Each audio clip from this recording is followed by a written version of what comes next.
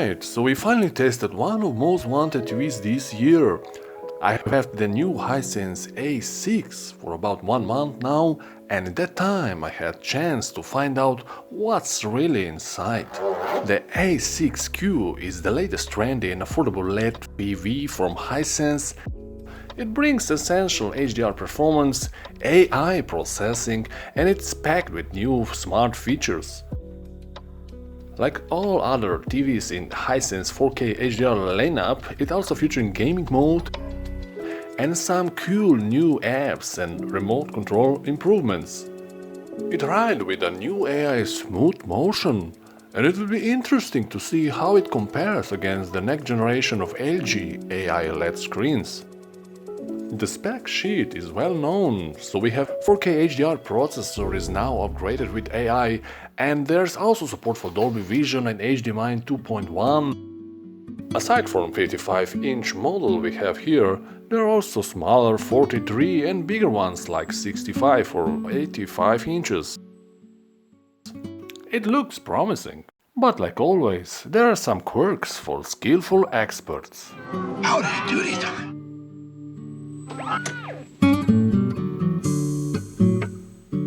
Hisense A6 comes in a classic TV box with a twist. As you can see, there is a nice green line at the bottom, and inside we have usual stuff like 2 lamp stand, accessory package with quick guide, remote, screws, power cable and 2 lovely batteries. The A6 model stands out for its surprisingly compact size and sleek edges. Its profile measures less than half inches at the thinnest point when viewed from the side, so the bezel is minimal on 3 sides while bottom remains thicker, probably just for branding or speakers. Each of 2 simple plastic feet assembles nicely into the bottom of the TV, you just need to screw 4 screws. One of the biggest differences you will notice compared to the last year model is actually hidden inside. Though the backside also still has somehow the fresh avant-garde design with bolder lines from Cube in the center, it looks like it has some cable management, though you will still need to improvise. How about this? The A6 provides a generous number of inputs. It carries 3 HDMIs and 2 USB among its connections. This TV supports advanced features like ARC and Dolby and low latency gaming mode. More on that in the gaming section of the review. We also get optical and analog inputs, which is extraordinary these days. If you still like to watch TV, you have DVB inputs. For everybody else, there's wireless connectivity with the latest Wi-Fi and Bluetooth 5. Here is the new remote control that will impress users who want more streaming buttons.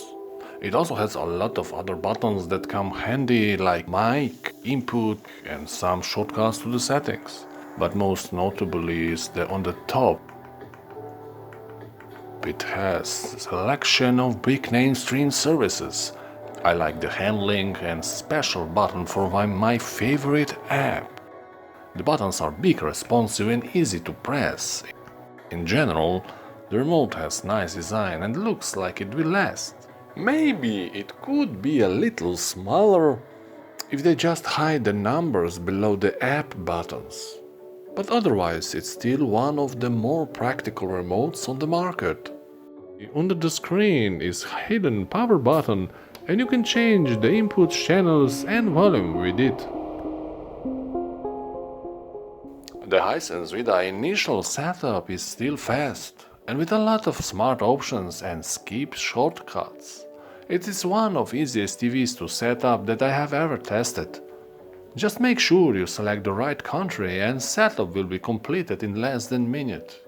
The home screen has slightly refreshed layout, so we have slight differences in the rows of apps, but otherwise still very familiar Vidaa look with custom row of icons, and it can recommend new videos to watch based on your preference or help you pick up where you left from history. When it comes to the Smart TV app's performance, the interface runs quick and responsive. Rarely you will see any lazy app loading, though it depends a lot on how fast internet connection you have. Unlike other Smart TV systems, Vidaa is light and more flexible than Google TV, especially in the cold boot. Of course, Vidaa doesn't have a big trunk for apps like Android, but you still have the best and popular Smart TV apps, and you can easily access for more via a built-in browser with all essential settings, and it's easy to search with voice command. News! This TV has a good USB player app. It supports all the latest codecs like X264 or X265.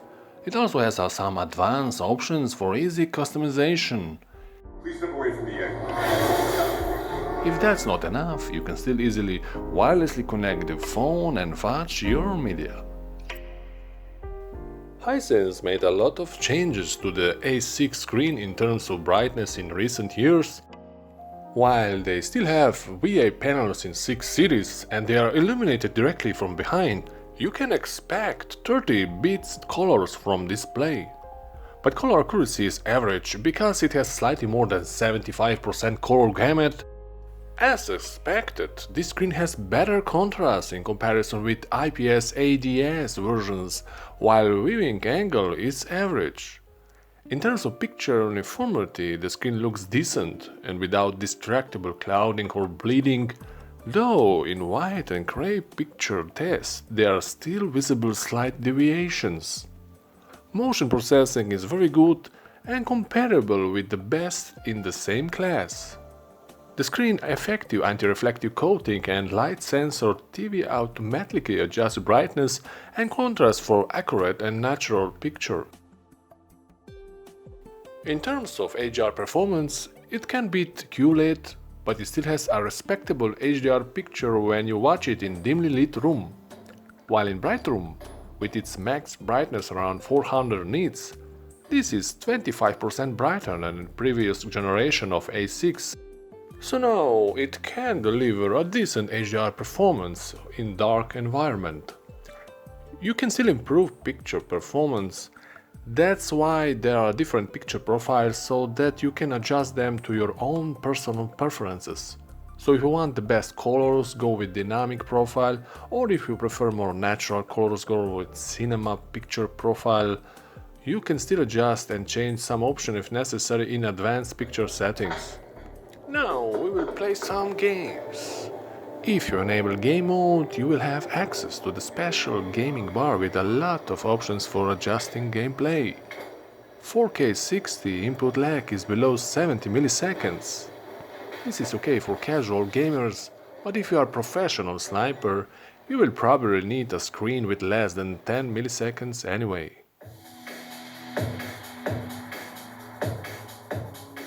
As you can hear, A6Q sounds ambitious, yet slightly below average in some tests.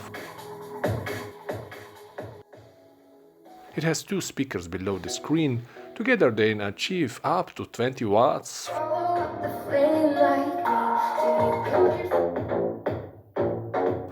Their power does a good job of simplifying mid-range and high frequencies, while explosion and bass in general are slightly below average, though it can still surprise with some clips. The brand new series Engineering Europe.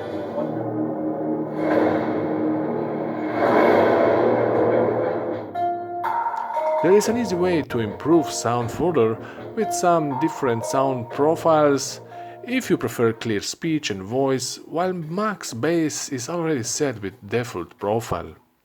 For most users it will be okay. But if you really want extra, it's a good idea to connect the soundbar. So we come to the conclusion, and I can say that this year Hisense new A6 series delivered more than usual, slightly more. It impresses not just with stylish design, but also with a slightly brighter 4K screen. Vidaa Smart TV is fast. Maybe it could have few more apps, but nevertheless it has what's important. Though it still is far from being the best everywhere, so if you want faster motion, it's worth mentioning 120Hz QLED TVs. There is no doubt that this TV can easily rival almost any budget 4K smart TV and even some more expensive TVs. That's why it's an overall convincing proposition. So, this is it for today, my friends. If you are still undecided or want to find more, check out TechWatcher TV comparison videos. Thank you for watching and see you soon.